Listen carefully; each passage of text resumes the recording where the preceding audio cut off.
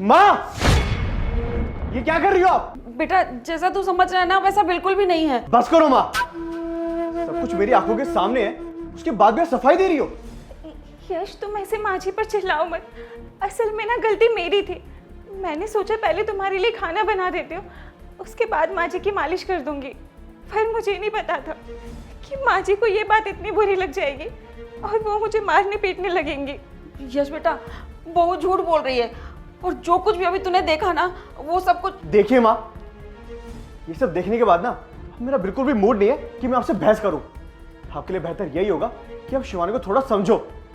उस पे घर के 1000 काम होते हैं। अरे वो सारे काम पहले करेगी या आपकी सेवा करते बैठेगी? आप थोड़ा इंतजार कर लोगी ना तो आपका कुछ चला नहीं जाएगा।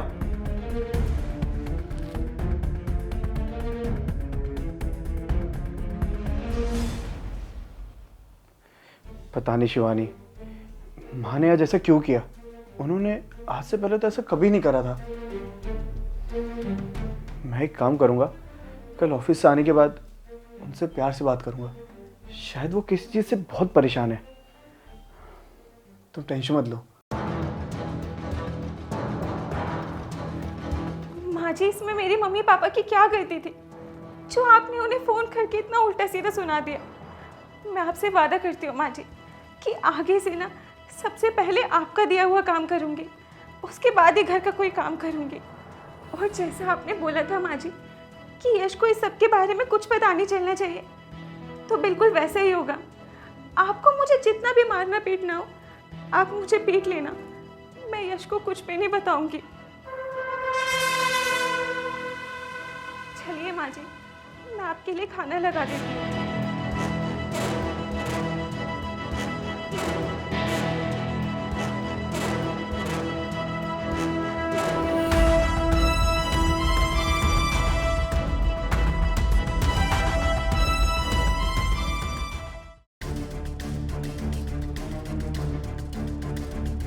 माँ जी, माँ जी,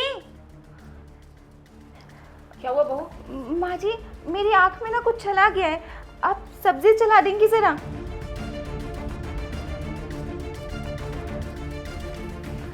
यश तुम्हारा टिफिन।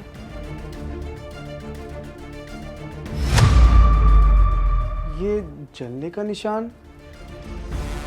कुछ नहीं, वो काम करते हुए थोड़ा जल गया था।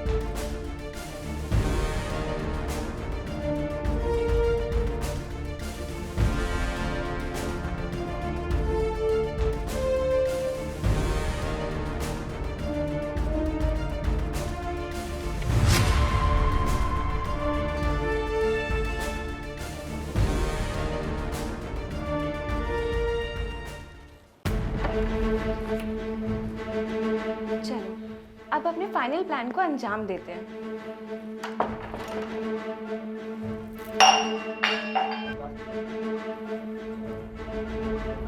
यार शिवानी, जब से तेरी शादी हुई है ना हम मिल भी नहीं पाते। यार मन तो मेरा भी करता है तुमसे मिलने का, पर मिले भी तो कैसे? छोड़ो ना शिवानी ये सब बातें, अब इतना अच्छा खासा मौका मिला है क्यों हाथ से गंवाना। चलो ना अंदर चल के टाइम स्पेंड करते हैं।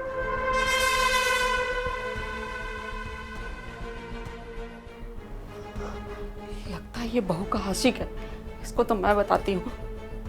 नहीं नहीं, मैं अपने बेटे को फोन करके बुलाती हूँ।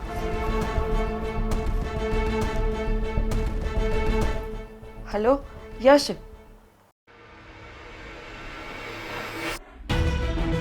शिवानी, अच्छा तो तुम मेरे पीठ पीछे अपने आशिक के साथ यहाँ पे अय्याशी कर रही हो? यशी तुम कैसी बातें कर रहे हो? ये तो तुम्हारे ऑफिस का एम्प्लॉय है ना जो फाइल लेने आया था। तुम तो सच मुझे बताओगे नहीं, मैं अपने आप ही सच उगलवा लेता हूँ। बता बता कौन है तू? देख मुझे सच सच बता, ये तो मार मार के मैं तेरा बुरा हाल कर दूंगा। वैसे मानेगा नहीं। नहीं साहब मारो मत, मैं आपको सब बताता हूँ। असल में मैं ऐसा कोई आशिक वाशिक नहीं हूँ, मैं तो पैसों के लिए काम करता हूँ। और मुझे ना आपकी माँ ने ही बोला था कि मैं इसका आशिक बन जाऊँ ताकि आप इसे रंगे हाथों पकड़ो और फिर घर से बाहर निकाल दो। अच्छा तो ये सारी करतूतें मेरी माँ की थी? माँ अब बस, आपका बहुत हो गया। मैं बहुत झेल चुका हूँ आपकी इन हरकतों को। मैं ये सब यहीं खत्म करता हूँ। मैं आपकी टिकट करवाता हूँ गांव की, अब आप गांव जाओगी और तू तो बेटा जेल जाएगा, जेल। इंस्पेक्टर साहब,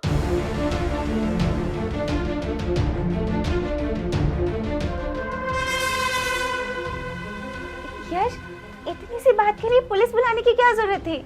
शिवानी, कोई मेरा हंसता खेलता परिवार ऐसे उजाड़ने की कोशिश करेगा तो मैं उसको ऐसी थोड़ी ना जाने दूंगा। इसको तो मैं जेल में भिजवाऊंगा, जेल में। इंस्पेक्टर साहब, ले जाइए इसे जेल में। तेरी गर्मी तो मैं जेल में निकालूंगा। नहीं साहब, मुझे लेकर मत जाओ, मैं ना आपको पूरी बात बताता हूँ। मुझे तेरा काम तो याद है ना? हाँ हाँ याद है, मुझे बस तेरा आशिक बनना है ना, हो जाएगा। पर मेरे पैसे तो रेडी है ना? हाँ हाँ रेडी है तेरे पैसे, बस तू पीछे मत हटियो। तू उसकी टेंशन मत ले, मुझे कोई दिक्कत नहीं। अगर तेरा पति मुझे मारेगा पीटेगा भी, बस पुलिस का कोई चक्कर नहीं होना चाहिए। तो उसकी टेंशन मत ले, तुझे बस इतना बोलना है कि तुझे मेरी सास ने कहा है ये सब करने को, फिर मेरा पति मेरी सास को गांव भेज देगा। उसके बाद तू अपने रास्ते, मैं अपने रास्ते। शिवानी, जो ये लड़का बोल रहा है क्या वो सच है? शिवानी बोलते क्यों नहीं, मैं कुछ पूछ रहा हूँ। हाँ यश, ये सब सच बोल रहा है। शिवानी, तुम मुझको बताओगी कि तुमने ये सब क्यों किया? तुमने और तुम्हारी माँ ने मुझे मजबूर करा ये सब करने के लिए। बहू, अरे ओ बहू, हाँ माँ जी।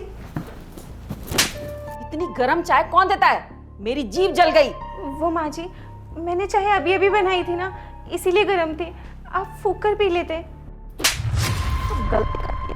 ऊपर से मुझसे जुबान लड़ा रही है, चल निकल यहाँ से।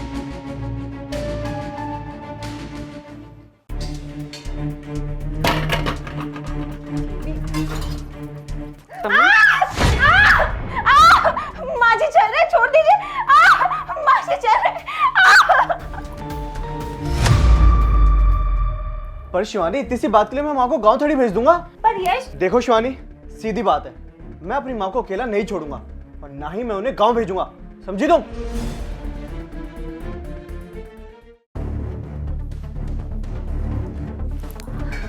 तुझसे मैंने बोला था ना, मेरे सर में दर्द हो रहा है, तू दबाने क्यों नहीं आई? वो माँ जी, मेरी तबीयत खराब है ना, इसलिए मैं अपने लिए खिचड़ी बना रही थी। अच्छा, मुझसे ज्यादा जरूरी ये तेरे फालतू के काम है। अगर अगली बार से मेरी बात नहीं सुनी ना, तेरी टांगे तोड़ दूंगी मैं। तो बस इन्हीं सब चीजों से तंग आकर मैंने ये सब करा, ताकि तुम मम्मी जी को गांव भेज दो, फिर हम यहाँ पर खुशी खुशी रह सके। शिवानी, मैं मानता हूँ कि जो भी मेरी माँ ने किया वो सब गलत किया, लेकिन उससे भी ज्यादा गलत तो मैंने किया, जो मैंने तुम्हें समझा नहीं और जो सब होता रहा उसे ऐसे ही होने दिया, नजरअंदाज किया, जिसकी वजह से आज सब इतना बिगड़ गया। मुझे माफ कर दो शिवानी इन सब के लिए। लेकिन शिवानी, जो तरीका तुमने अपनाया वो भी तो कितना गलत था ना। अगर बाहर समाज में ये सब पता चलेगा तो हमारी क्या इज्जत रह जाएगी। खैर, तुम्हारी भी इसमें क्या गलती थी, तुमने भी ये कदम मजबूरी में उठाया था। और माँ, आप तो घर में सबसे बड़े हो ना, फिर भी आपने ये सारी हरकतें करी। माँ, अगर आप ये ऐसी हरकतें करोगे तो फिर ये घर कैसे चलेगा? शिवानी भले ही आपकी बेटी नहीं है और आपकी बेटी से कम भी तो नहीं है, वो आपकी इतनी सेवा करती है, अपनी माँ की तरह आपका ख्याल रखती है, तो माँ आपका भी तो फर्ज बनता है ना कि आप भी उसे अपनी बेटी मानो, उसका ख्याल रखो। माँ, मैं मानता हूँ कि बुढ़ापे में इंसान चिड़चिड़ा हो जाता है, मैं ये भी मानता हूँ कि आपकी बहू है, अगर आप उस पर गुस्सा हो भी गए तो क्या हो गया, पर माँ इसका मतलब ये तो नहीं ना कि आप उसके ऊपर हाथ उठाओगे, उसके साथ ज्यादती करोगे। माँ, मैं बस आपसे यही बात बोलना चाहूँगा कि आप प्लीज़ अपनी हरकतें सुधार लें, नहीं तो बात इस हद तक बिगड़ जाएगी कि मुझको आखिर में किसी एक को ही चुनना पड़ेगा। लेके ऐसे तू चल थाने।